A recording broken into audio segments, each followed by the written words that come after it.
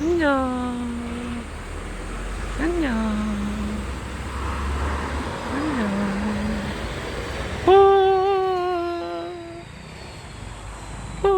안녕. 가지마. 가지마.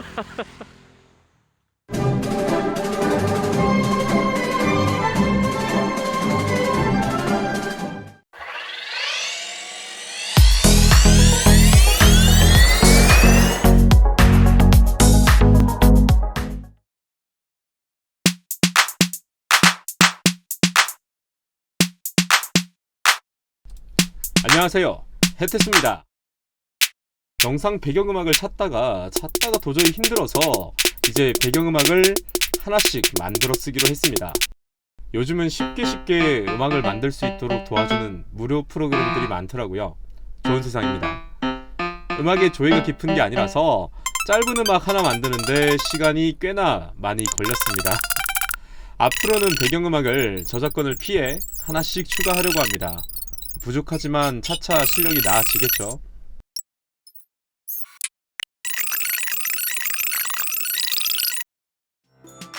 오늘은 EV제타의 직진주행과 관련한 문제를 중점적으로 다루려고 합니다. 제 차 외에도 커뮤니티에서 몇몇 분들이 동일한 경험을 하고 계신 분들이 있으시더라고요. 직진주행을 하다 보면 차가 오른쪽으로 쏠리기 시작하는 현상인데, 제 경우에는 차를 처음 인수받았을 때부터 직진주행성이 떨어지면서 얼라이먼트 조정을 요청을 했었고, 넥센 타이어로 가서 얼라이먼트 조정을 받았습니다. 이후에 몇 회 정도를 더 조정받았지만 도저히 해결이 되지 않아서 넥센 타이어 측에서는 이제 포기 의사를 밝혔고, 세미시스코 본사와 연락을 통해서 다음에는 본사 직원분들이 내려오셔서 핸들 등의 조정을 받았었어요. 하지만 역시 이것도 해결이 불가능했습니다. 그리고 세미시스코에서 오토오아시스 정비소를 섭외를 했죠. 그리고 섭외된 오토아시스로 가서 얼라이먼트 조정의 여러 번 받게 되었습니다. 이와 관련한 조정만 10몇 회가 넘어갔었고, 집에서 20분 정도 넘는 거리의 정비소를 왔다 갔다 해야 했죠. 그래도 결국에는 해결이 되지 않았습니다. 그래서 오토아시스에서도 포기. 그리고 차를 약 한 달가량 제대로 타지를 못하고 있었는데, 결국 본사에서 차량 리콜을 통해서 공장으로 제 차가 실려가게 되었습니다. 수송 차량에는 EV제타가 여러 대 실려 있었는데요. 이렇게 많은 EV제타를 보는 것은 처음이라서 살짝 신나기도 했습니다. 이거 신나면 안 되는 일인데, 대차형 차량도 있었고 실제로 배달을 하시는 분의 차량도 보이더라고요. 나름 전기차 중에서는 현재까지는 값이 싼 편에 속하기도 하고 운용비도 꽤나 적게 드는 편이라서 배달용 차량으로 혹은 업무용 차량으로 구매하셔서 사용하시는 분들도 많이 계신 것 같았습니다. 그리고 이제 제 차량도 실리고 있죠. 정말 마지막이라는 심정으로 실어 보냈었는데 결말이 썩 좋진 않습니다. 그리고 이제 차를 기사님께서 싣고 계시고요. 문득 찍고 있다가 차량의 주행 거리를 안 찍어뒀더라고요. 그래서 주행 거리를 찍으러 이제 잠시 갈 겁니다. 기사님이 이제 주차를 다 하셨고요. 제가 주행 거리를 잠깐 찍겠다고 이제 요청을 드린 부분이고, 안전하게 차량이 오지 않는 것을 확인을 하고 주행 거리를 찍어뒀습니다. 주행 거리 찍으면서도 조금 속상했던 게, 지금 보시면은 2141km밖에 안 됐단 말이죠. 차를 처음 타기 시작했을 때부터 지금 약 2100km 정도밖에 안 탄 건데, 이렇게 문제점이 생겨서 리콜이 돼서 가야 된다는 점에 대해서 조금 속상했습니다. 그리고 이 차량 우측 쏠림 현상의 원인이 뭔지 인터넷에서 그나마 정보를 얻을 수 있을까 해서 검색을 해봤습니다. 그런데 좀 재밌는 게 발견이 되더라고요. 단순하게 가격이 싼 차량이라서 뭐 결함이 발생했거나 이런 건 줄 알았는데, 우리가 아는 유명 메이커 제조사에서도 우측 쏠림에 대한 기사문들이 한두 개가 아니더라고요. 생각보다도 많은 제조사 그리고 많은 차량에서 이런 우측 쏠림 현상이 기사로 나타나 있는 것을 확인할 수가 있었습니다. 먼저 르노 삼성의 QM6 우측 쏠림에 대한 기사를 2017년도에 작성된 걸 확인을 했고요.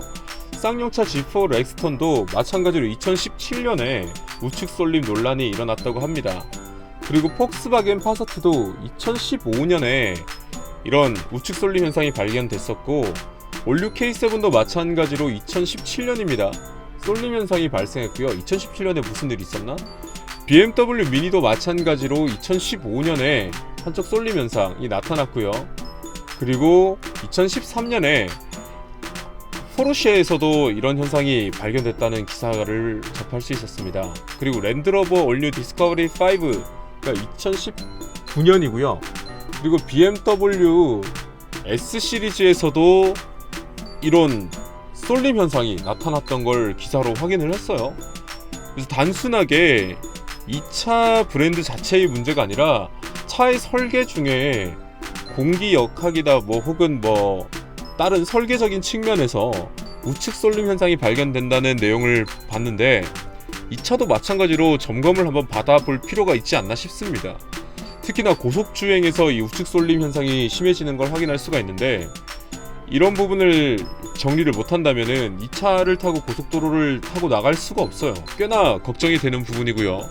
물론 이 차의 목적은 거의 시내 주행, 출퇴근, 마실 여기서 크게 벗어나지 못하겠지만 배터리가 생각보다 크단 말이에요. 그리고 고속도로 운행도 할 수가 있고, 그러면 이 차에 대한 정비는 확실하게 이루어지지 않으면은 이건 잘못하면 사고로 이어질 수 있는 내용이 될 겁니다.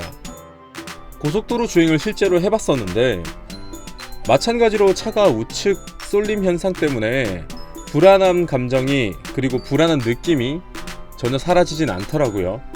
이런 부분 때문에 80km 정도로 운행을 했었고, 부분적으로 100km 정도로 속도를 올려봤었습니다. 고속일수록 차량 우측 쏠림 현상이 더 크게 느껴졌고, 이런 부분에 대해서는 빨리 조치를 취해줬으면 좋겠다라는 생각이었거든요. 하지만 그런 부분들을 제외한다면은 이 차는 고속도로에서도 꽤나 좋은 성능을 보여줬습니다.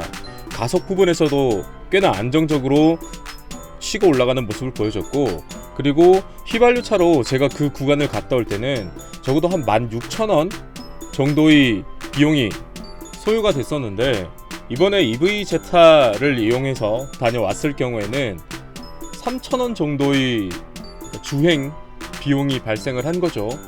톨게이트 이런 부분들을 다 배제를 하고 말씀을 드리는 부분입니다.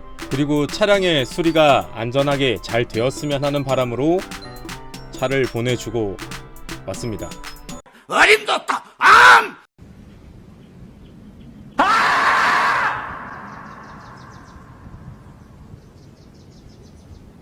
대실패였어요. 정말 수리는 대실패라고 볼 수가 있습니다. 여전히 우측 쏠림 현상이 개선되지 않았고, 차를 처음 받고 나서 제가 바로 영상을 찍기 시작을 했거든요. 그래서 이 영상이 지금 그날의 영상인데 전혀 우측 쏠림이 개선되지가 않았습니다. 그러니까 전혀라고 보기에는 조금 부족하지만 어떤 느낌이냐면 정말 미묘하게 조금은 개선이 됐어요. 근데 이게 주행을 조금 더 안정적으로 할 수 있게 해준다는 그런 느낌이었지, 이 문제점의 본질적인 해결 자체가 된 게 아니었습니다. 그리고 직선도로만 주행을 해봤는데 핸들을 최대한 고정을 시키고 움직이지 않게 하려고 노력을 했음에도 불구하고 우측 쏠림이 계속 발생을 했던 거죠. 조금 많이 속상했던, 그리고 속상한 일이 되어 있는데, 이틀 정도 운행을 하고 나서 바로 세미시스코 본사에 전화를 했고, 본사에서는 이게 완전히 해결된 줄로 알고 있더라고요. 그리고 세미시스코 본사의 도로에서 아마 테스트를 해본 것 같은데, 세미시스코 본사의 도로 같은 경우에는 우리가 조금 더 주행을 했을 때의 안정감을 느끼기에는 도로의 길이가 좀 부족한 건 사실이에요. 그래서 일단 다시 한번 재수리를 요청을 드렸고, 아직까지는 이제 직원분들이 내려오신다고는 하는데 완전하게 내려오시지는 않은 상황입니다. 그래서 좀 속상한 부분이 있죠. 확실히 이런 부분이 빨리 개선이 돼야 될 건데, 개선되는 대로 다시 한번 영상을 찍어 올리도록 하겠습니다. 이 차의 장점을 정말 많이 얘기하고 싶은 것도 많은데 아직까지는 문제가 해결되지 않아서 이런 영상들을 주로 찍게 되네요. 오늘 영상은 여기까지고요. 도움이 되셨으면 좋아요, 구독, 댓글 부탁드립니다.